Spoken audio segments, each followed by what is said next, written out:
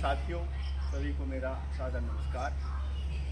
हम सभी जानते हैं कि हमारे सुबह को बिस्तर से उठने के बाद और शाम को बिस्तर पर सोने के लिए जाने तक हमें जिन चीज़ों की जरूरत पड़ती है वो सब चीज़ें हमें परोक्ष या परोक्ष रूप से खेती से और प्रकृति से ही मिलती हैं। और हम सब ये भी जानते हैं कि हमारा अपना जीवन और हमारी खेती का जीवन, दोनों का जीवन प्रकृति के वैभव के ऊपर निर्भर है, प्रकृति की खूबसूरती के ऊपर निर्भर है, प्रकृति की व्यवस्था के ऊपर निर्भर है। और ये प्रकृति का वैभव प्राकृतिक संसाधनों और जैव विविधता के ऊपर निर्भर है। यानी कि अगर हम प्राकृतिक संसाधनों का संरक्षण और जैव विविधता का संवर्धन निरंतर करते रहें तो हमारी प्रकृति का वैभव बरकरार रहेगा। अब सवाल ये आता है कि प्राकृतिक संसाधन क्या है और जैव विविधता क्या है। तो इसकी जानकारी के लिए मैं आपको बताऊं।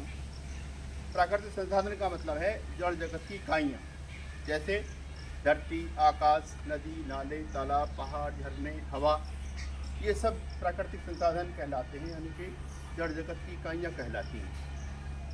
ऐसे ही जैव विविधता का मतलब है चेतन जगत की इकाइयाँ, यानी कि जीव जगत की इकाइयाँ।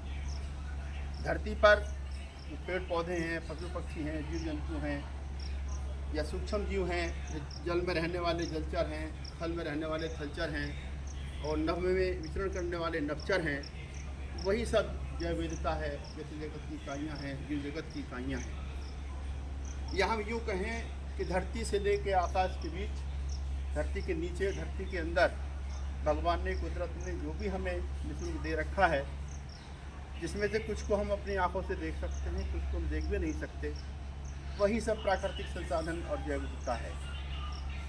इन प्राकृतिक संसाधनों को और जैव विविधता को संभाल कर रखने की हमारी जिम्मेदारी है और हमारी ही ज़रूरत है, क्योंकि इन्हीं के ऊपर हमारी खेती निर्भर है और इन्हीं के ऊपर हमारा अपना जीवन निर्भर है। प्रकृति की प्रत्येक इकाई एक दूसरे के ऊपर निर्भर है। इंसान भी प्रकृति की एक इकाई है।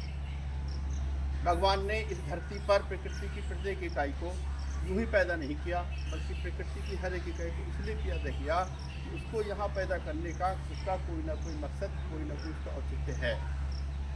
इस धरती पर रहने का जितना हक हमें है, उतना ही हक प्रकृति की प्रत्येक इकाई को भी है।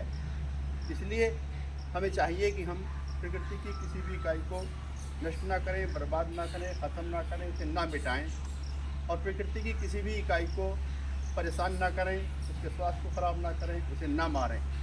बल्कि हम सबकी जिम्मेदारी बनती है कि प्रकृति की प्रत्येक इकाई को संभाल कर और संवार कर रखें, यानी कि प्राकृतिक संसाधनों का संरक्षण और जैव विविधता का संवर्धन करते रहें। प्रकृति की प्रत्येक इकाई अपने कर्म धर्म को निभाती है, लेकिन इंसान प्रकृति के एक ऐसी इकाई है जो शायद अपने कर्म धर्म को नहीं निभाती है।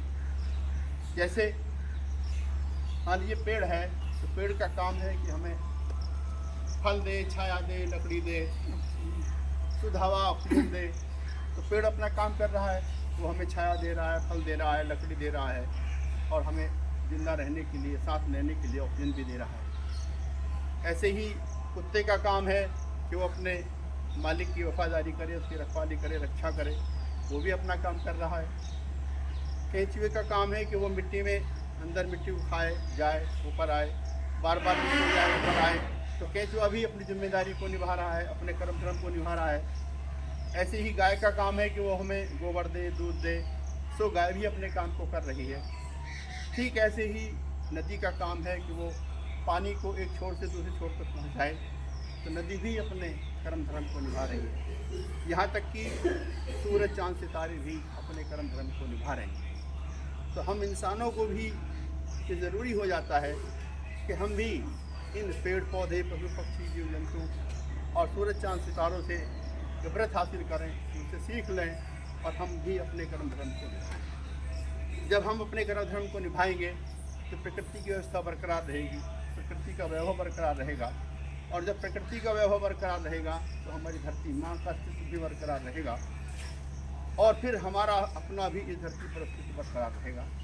इसलिए ज़रूरी हो जाता है कि हम सब अपने कर्म धर्म को बाखूबी निभाएं। इसके अलावा अगर हम किसी भी अपने कर्म धर्म को नहीं निभाते हैं या प्रकृति की व्यवस्था में दखल देते हैं या हम कुछ भी गलत काम करते हैं तो फिर जैसा हम करेंगे वैसा हम भरेंगे। साथियों, आपने मेरी बात को सुना। अगर आपको मेरी बात अच्छी लगे तो आप अपनी जिम्मेदारी को निभाएं और हमारी इस वीडियो को अपने दोस्तों में, साथियों में, किसान भाइयों में, अपने चाहने वालों में शेयर कर दें ताकि आगे आने वाली हमारी वीडियो आपके पास आसानी से पहुंचती रहे। मेरी वीडियो सुनने के लिए आप सभी का बहुत बहुत धन्यवाद। जय हिंद।